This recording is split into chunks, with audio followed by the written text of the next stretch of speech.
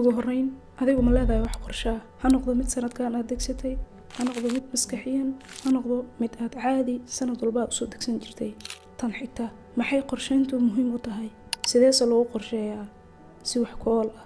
intaasi qodob ayaan uga hadli doonaa muuqaalkeena maanta hal kelmad oo muhiim ahna dhamaadka muuqaalka ayaan ku dhihi doonaa kusoo dhawow muuqaalkeena maanta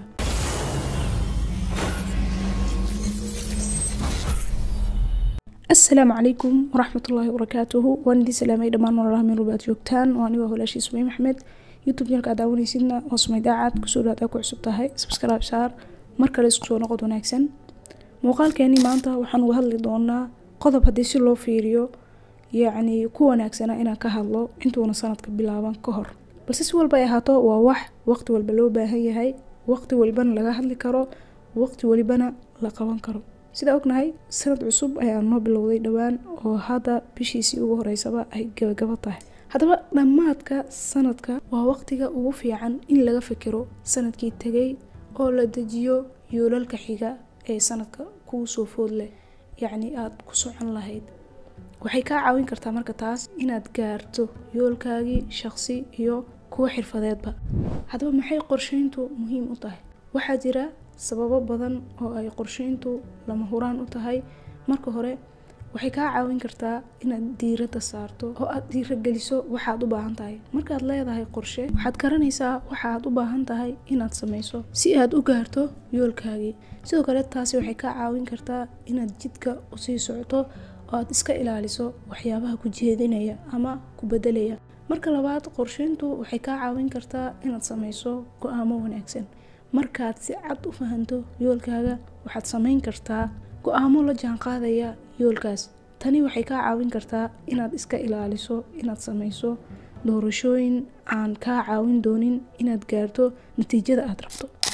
saddexaad waxay qorsheyntu ka caawin kartaa inaad aad kontroolisho daqiiqadahaaga ama aad maareyso waqtigaaga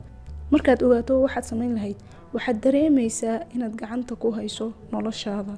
يعني wixii aad u baahnayd ama wax aad rabto inaad samayso inaad gacanta ku hayso sidoo kale iyadana waxay ka caawin kartaa inaad dareento diiqad iyo nasasho badan maadaama aanay wax raadis ama wax aad qabanayso aanay iska ka dhaxyaacsanayn oo wax aad ogtahay oo cad oo ku muuqdo ay tahay oo wadada aad mari lahayd aanad hadda ka labalabeynayn oo wax ku muuqdo ay tahay inaad nasasho dareento nasiino badan iyo xornimo aad dareento hadaba sidee loo qorsheeyaa horta si wax ku ool ah waxaan halkan aan kaaga soo gudbin doonaa dhowr qodob ama talooyin oo loogu talagalay qorsheynta wax ku oolka ah horta dadka oo dhan qorshe way wada leeyihiin balse qaabka ay u degsadeen ama ay u rabaan ayaa kala duwanaan kara dadka qaar waxay u dejiyaan qorshaha maskaxiyan wax meel kuma qorqoraan wax meel darbi u dhegsan ma jiro balse maskaxdooda ay ku degsadaan sidii ayayna ku wadaan dadka qaarne app ayaa hago applicationo iyo waxsaasa oo waqtiyadii ay ugu talgaleen time akhris haday tahay time shaqo haday tahay soo xasuusinaya ayaa jira oo applicationo oo telefoonadooda ama computeriskooda ay ku isticmaalaan dadka qaarna waraaqado ay ku sameeyaan ama buugaag ama notestick darbiga la dhijiyo ama buug guriga u yaalo waxsaasa ma fahmaysaa hadaba marka hore markaad rabtid inaad qorshe samaysato ku bilow dejinta yoolka waxaad doonaysaa inaad ku guuleysato markii aad markaas qorshahaas aad sameynayso ha noqdo mid sanadle ah ama ha noqdo mid bille ah horta maxaad marka hore doonaysaa inaad ku guuleysato ku bilow inaad qorto list dheer oo oo ah wax kasta oo aad jeclaan lahayd inaad ku guuleysato oo aad la kulanto sanadkan dad inta badan sanad ay qorshe samaystaan Soomaa ku bilow marka wax aad rabto inaad la kulanto sanadkan oo dhan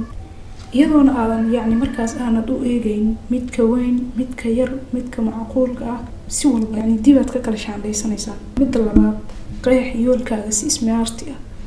wax aad rabto inaad samayso markaasi u kala qeexo si smarti waxay u kala qaadaan wax gaar ah si cad u qeex wax aad rabto iyagoo gaar ah inay noqoto wax la cabiri karo sidoo kale la gaari karo wax la qaban karo oo macquul ah inay yihiin oona hadii wax agab u baahan ay yihiin hadii kaleba wax aad awoodo aad qaban karto inay ahaato sidoo kale inay ahaato wax quseeya wax la xiriira yoolkaagii waa inay ahaadaan وقصية ujeedooyin kaaga iyo qeymkaaga guud يعني wax adeeg quseeya riyadaadi quseeya aad qaban karto aad awoodo مثلا dadka qaar markii ay sameystaan qofka hadii aan tusaale ka siiyo qofka hadii uu qorshihiisu ku darsado waxyaabo uunan isagu jeclayn ama hobbigiisa aan ahayn ama riyooyinkiisa aan kamid ahayn way adkaanaysaa inuu sii wado ama waxaasi يعني meeshii la rabay laga gaaro sababtoo ah niyadba uma hayo marka waa inay ku dabaqnaataa wax aad يعني aad dhiganayso wax aad adigu jeceshahay sidoo kale waa inuu ahaadaa wax waqti ku xiran inaad يعني aad leedahay waqti kama dambays ah tusaale ahaan hadii aad dhihi lahayd waxaan rabaa inaan noqdo 60 kiilo wax ka yar ama 60 kiilo iska dhig waa inaad ka dhahdaa waxaan rabaa inaan ku ordo 5 kiiloomitir wax ka yar 30 daqiiqo يعني wax aad waqti u go'aamisay ama tusaale ahaan waxaan rabaa inaan iska rido 10 kg ama 10 kiilo inta يعني bishaan oo kale ama labadan bil ama waqti aad ku xirto oranaysa jirta wax waliba waxay soconayaan inta uu waqtigoodu yahay waxaan hadii aad waqti ku xirto يعني waxay ku fududaanaysaa inaad isdhiiriso ama wixii sidii u baahnaa ama ugu habooneed aad u qabto balse haddaanad waqti ku xirin oo wax iska yaacda ay noqoto يعني wixii ba aanay meel ku akayn ama wax meel ku xiran aanay ahayn way adkaanaysaa sidii la rabo aad u qabato ama waxaasi ay noqdaan wax guuleystay ama miro dhal okay tan saddexaad kala saar oo qiimee yoolalkaagii laba listi oo kala saar mid ah hadafka degdega يعني kuwa degdeg ah oo aad leedahay xirfad ama agab aad isla markiiba aad ku bilaabi karto oo aad ku dhameyn karto iyo kuwa fog oo يعني saameyn ku reebi doona noloshaada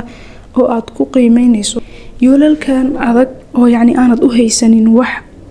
agab ah ama xirfad aad isla hadda aad ku dhameyso hadhow waxay yeelan doonaan guud ahaan wax يعني saameyn ku leh noloshaada intaana u gudbin qodobka xiga xogaha yar xasuusin qorsheynta iyo dejinta yoolalku waxay u baahan yihiin in la fuliyo waxay u baahan tahay inay wax ka bedesho dhaqankaaga oo ay ku dhiirigeliso okay aku sii socono qodobka xiga saadaalin yani qorshahaagu ama yoolkaagu waa inuu ku jiraa saadaalin xitaa hadii la haysto qorshe sanadle ah iyo geedi socod qorshe istiraatiijiyadeed oo weyn arrimuhu si degdeg ah ayay isku bedeli karaan waxaad u baahan tahay qorshe degdeg ah oo meesha ku jira marka qorshihii asalka ahaa aanu shaqeynin fahmaysaa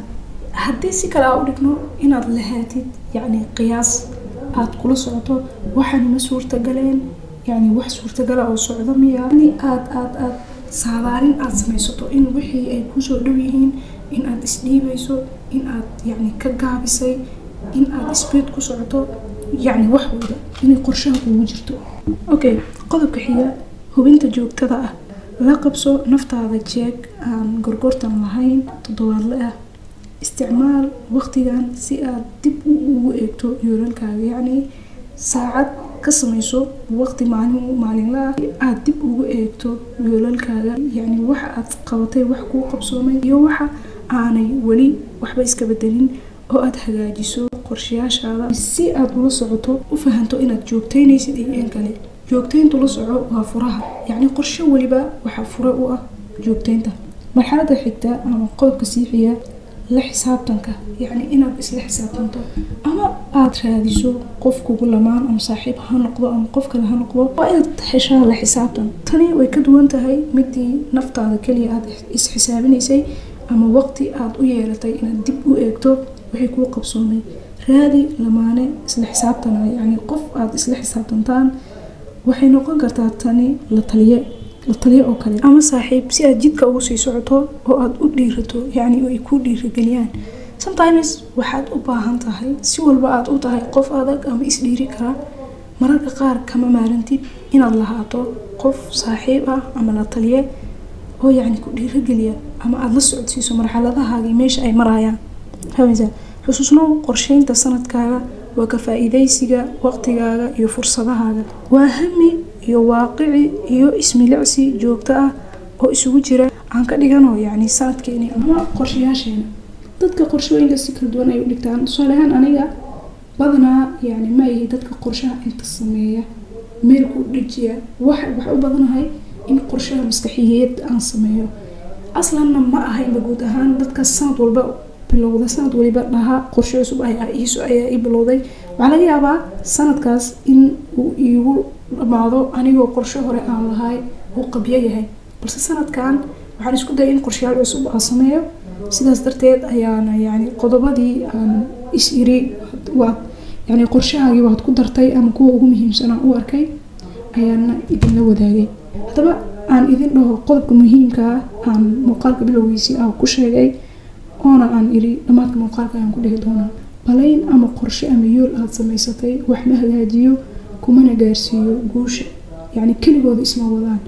waxay u baahan yihiin in la joogteeyo loona qabto sida aad u degsatay hadii sidiisii aad u degsatay aad ku wado markaas waad gaaraysaa meesha aad rabto laakiin kaliya qorshe ayaa sameeyay yani meel kuma gaaraysaa meeqa ayaan arkaynaa sanad waliba qorshe sameeya bisha ugu horeysa kaliya tan ka qabta ama xitaa bisha aanay u dhamaystirmin wax markii aad samaysanayso ha noqoto mid aad yani sidii aan horeba ugu soo sheegnay wax aad arkayso aad qalinkooda hore tig ka saarayso ha noqdo ama wax leedaad ugu jira ha noqdaan